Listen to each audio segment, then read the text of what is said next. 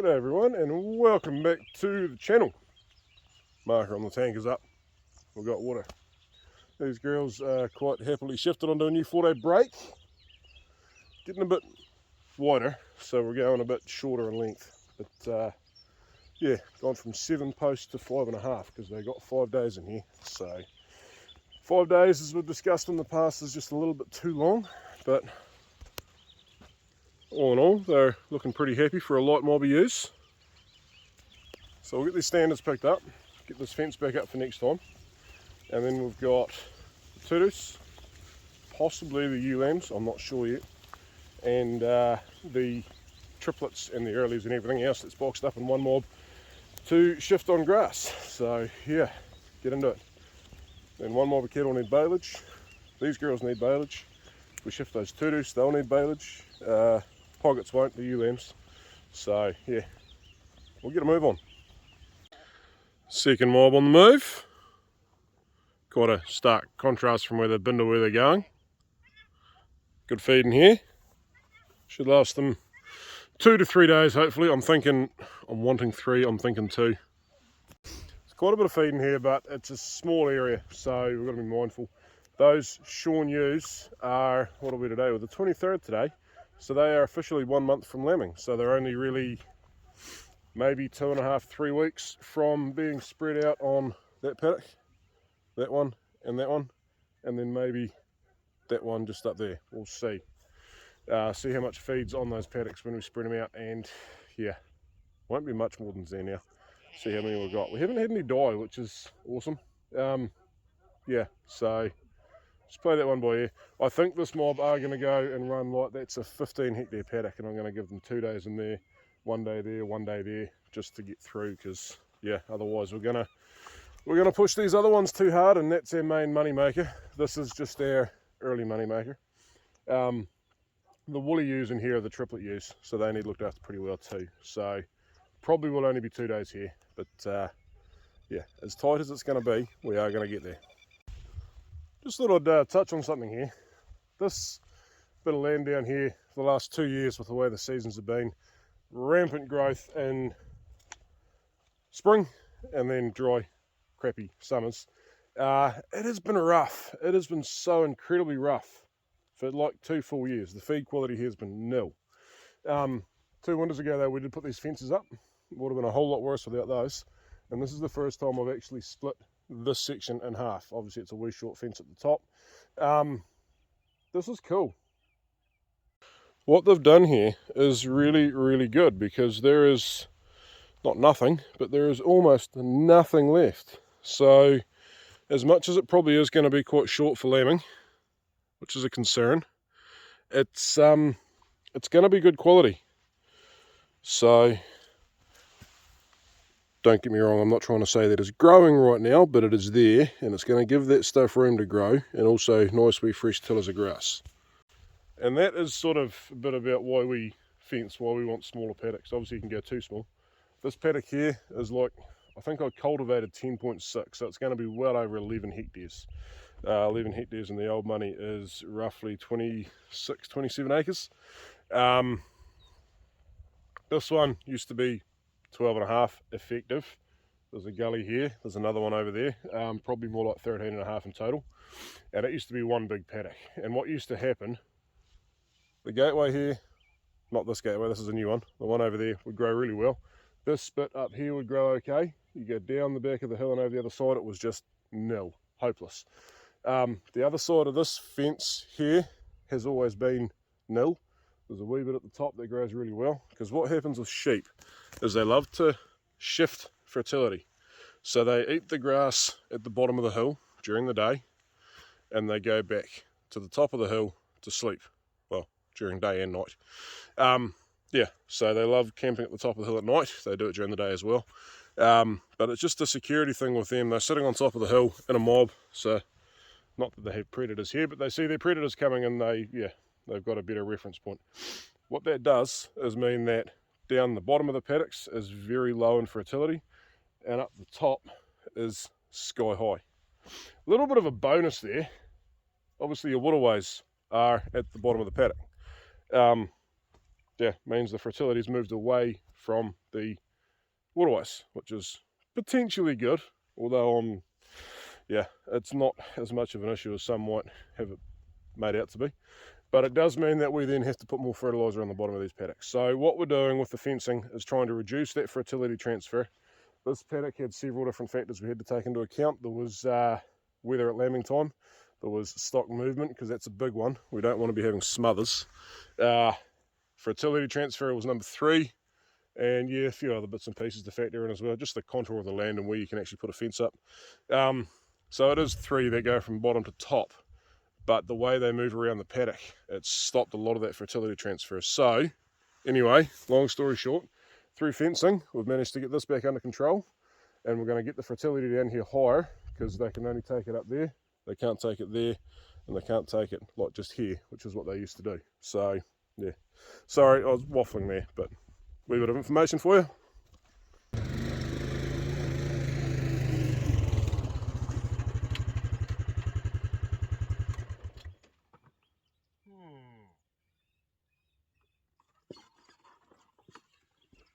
Oh guys, this one is a really tricky one. Grab his off there.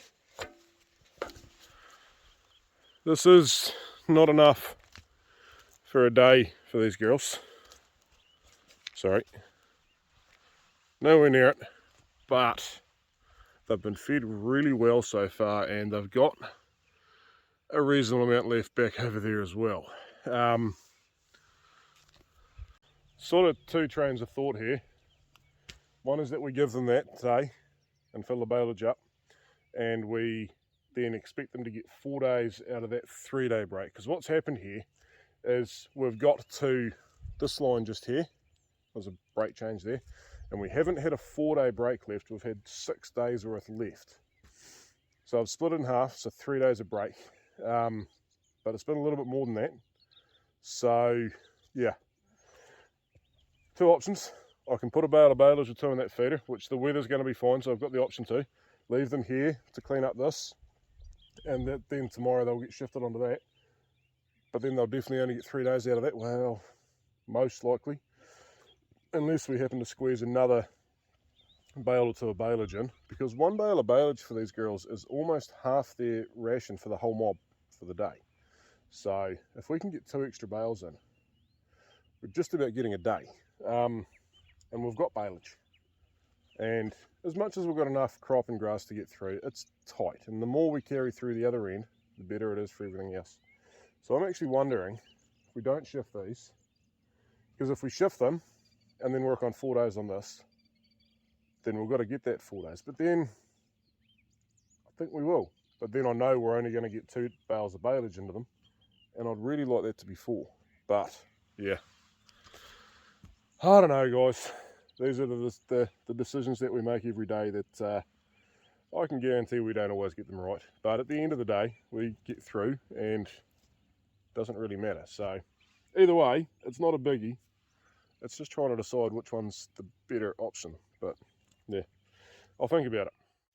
Right, I'm done thinking. We're going to shift them. We're just going to go ahead and do it, because yeah, we've got the accountants tomorrow tell us how much money we lost for the year. And yeah, it's just going to be a whole lot easier if I don't have to worry about these at 6:30, 7 o'clock in the morning. So we'll just go ahead and do it.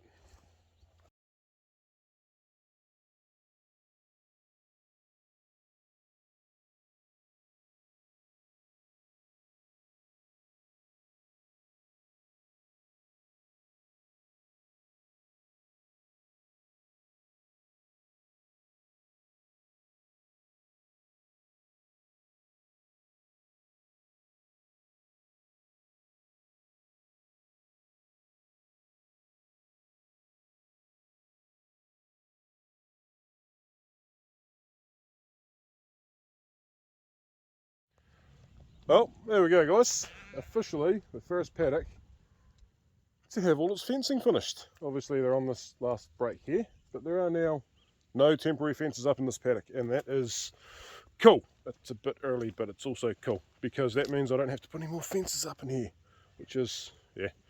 Look, they're great things. These, they're brilliant. But you do get fed up with it by the end of winter, so yeah. Anyway, I'm going to go put one up now in the hoggets. We'll come back after lunch and sort the baleage out for these girls, and we'll decide while we're around there whether those hoggets, ewe lambs, hoggets, same thing, are going to get a shift or not. I don't know. I don't want to yet. Like I said earlier, we're away to the accountants tomorrow, so got to be mindful that tomorrow morning I'm not going to have the time to shift stuff. Alright guys, made it to the hoggets, and got to say, quite happy. There's not a huge amount of feed left there. They're going to need shifted tomorrow, but they've got baleage in the feeders. This is only their second break. They've actually done really well. I know I said I was going to show you us transitioning them on, but it turned to absolute crap weather-wise and other stuff, so they got like 2 hours on here one day, and then they never saw it again for about 4 days. We put them on one morning, they stayed on till the next morning, we let them off, and then the following morning we put them back on again, and then we let them off again, so they had 2 full days on for transition, and then we put them on and forgot about them, and gotta say, they've done well. First break, when they finished it the last night, we got a bit of rain, not much, but 8 or 10 mils or something, and they mucked that up a wee bit, but nothing too serious. And then this is what they've got left here now. So there's, you know, like these bulbs are sitting up proud out of the ground. There's probably 40% of what's here left, and they're probably going to leave 20% behind. So yeah, pretty happy with that. But they have been giving the fences a bit of a hard time, and now I need to do this without getting a shock, which is going to be hard. Oh, where are we? Wait for the tick. There we go. Still touching that a little bit. Now I've got no tick to tell me when it's going. That'll be right, we'll leave it. So what happens there, that standard's fine. They pull these wires, so they'll give the wire a tug down there somewhere. Obviously they'll push on it, then they'll get a shock and they'll dart back. When they push on the wire down there, it pulls it further than that bit there can actually, where are we? There. Further than it's got slack, and then of course it pulls the wire through it, and then when it goes back, it's resting on the frame. Yeah, I could do it the other side, but then the opposite thing happens. So, yeah, nah, is what it is.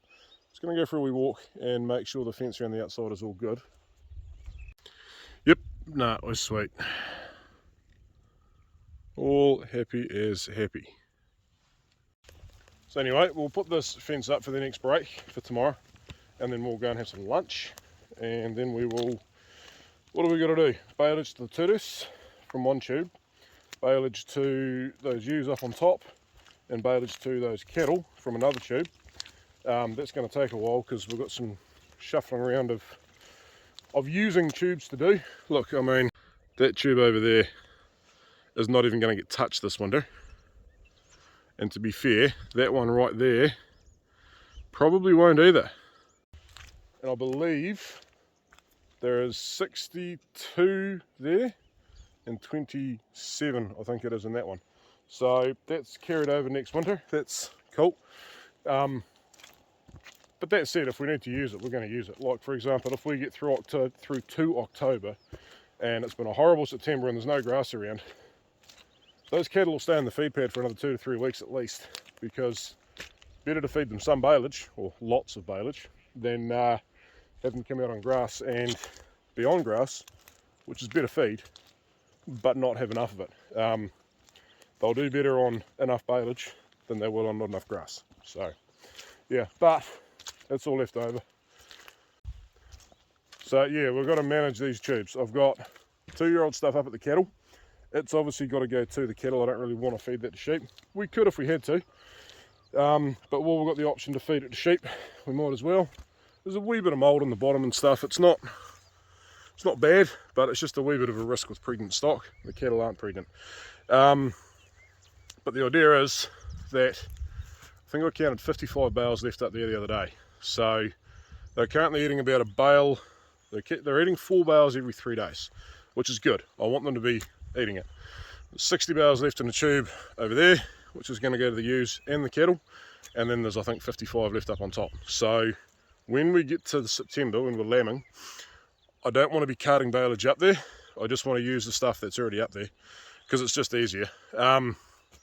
So what we're going to do now is we're going to take 2 bales from over there up there for the use, and then we're going to come all the way back down past the tube that's up there, grab another 2 bales and take them up, and we might bring the hay trailer home because it's up there, and we might get the water tank and stuff off that and get it set up so that in future we can just do one trip with 4 bales, because 4 bales up the road on the forks, it does work, but it's hard on the front axle of the tractor, and the back forks that I've got that I need to have on for the bale feeder are a bit frustrating trying to put 2 bales on and then go up the road. They keep sagging back and eventually fall off, and yeah, it's the road. You're not supposed to have that happen. So yeah, we'll get it sorted, but just a bit of mucking around.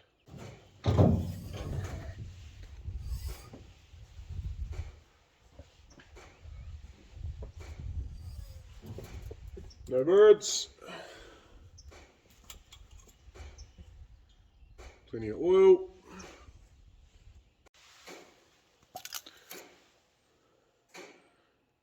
Back end is pretty much full. About 2 mils off the top.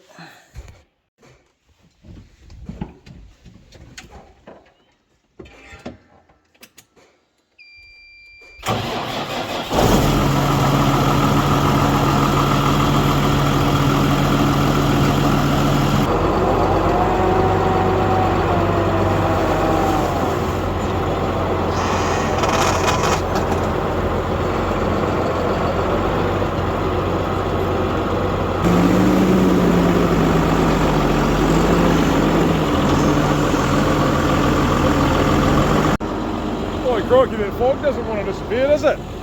Anyway, these 2 bales, we're going to take them up to the cattle first, because as you might have seen, it's got a little bit of white mould on them. You sort of see that stuff down there. There was a hole in the wrap between the 2 bales from kids running on top of the bales. So I went to the contractor, but these 2 bales here are beautiful. Now, something here. See how this bale is quite sort of stalky, and it's nice enough stuff and it smells really good, but it is quite stalky. And this one here is a different colour, it's leafy, it smells so much nicer. Well, what's kind of interesting is right there, see the change? So the first half of this tube, so what's left, came from this paddock, which was first year young grass, which was a really naughty thing to do, but was convenient. You see that wee hedgerow just over there, that young one? The other bale and everything the other way came from that paddock, which I thought would have been better quality feed, but it's not, by the looks of it. It was drier, it was stalkier, and it doesn't smell as good. But anyway, it's all good, because it was good enough, and the stuff from this paddock's just a whole lot better.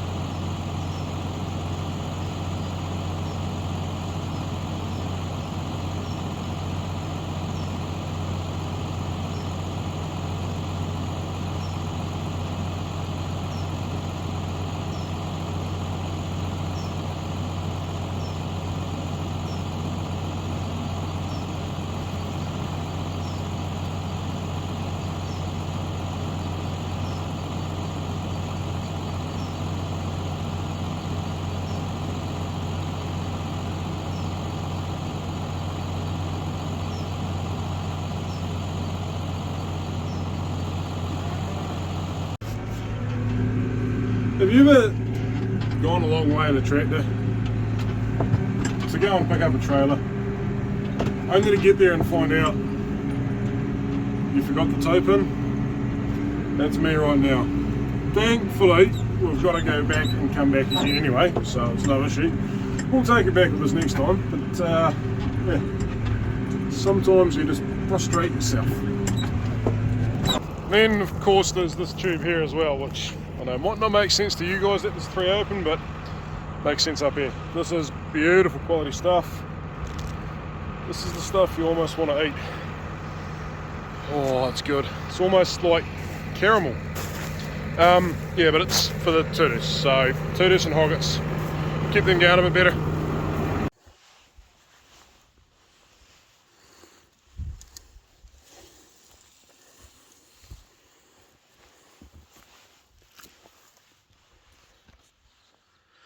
Well, there we go, guys. The old lighter ewes got their baleage. Cattle are all sorted. Looking quite happy. Trailers on the tractor. And it's 3:30 on a Sunday afternoon, so I think I'm going to go home, spend some time with the kids.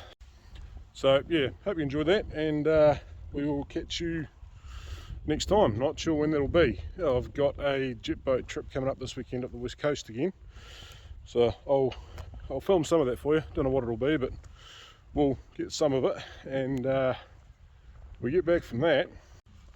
It'll be time to start thinking about getting the subsoiler out and opening up a bit of this stuff, because there's going to be this paddock, the one just down there.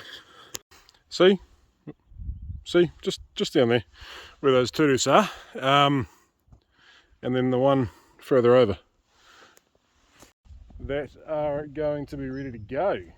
We'll see what the weather's like when I get back. It's actually pretty good to go now, but it is 23rd of July today, so there's no panic, and we've got other things to do. And once you start on that stuff, you tend to not stop. So starting a little bit later, yeah, early mid-August is fine. If I was just going to be grubbing it, now would be okay, but we're going to go in with that subsoiler and try and get down, I don't know, 20, 22 inches, loosen stuff up a bit further down. There's bound to be a bit of compaction there from the first time we cropped these paddocks particularly. We didn't have anything to get that deep, so yeah, get down deep, loosen her up, open her up, and then when the weather allows and the soil temperatures allow, which will be early mid-September at the earliest, we'll get some grass seed in the ground. So anyway guys, catch you later.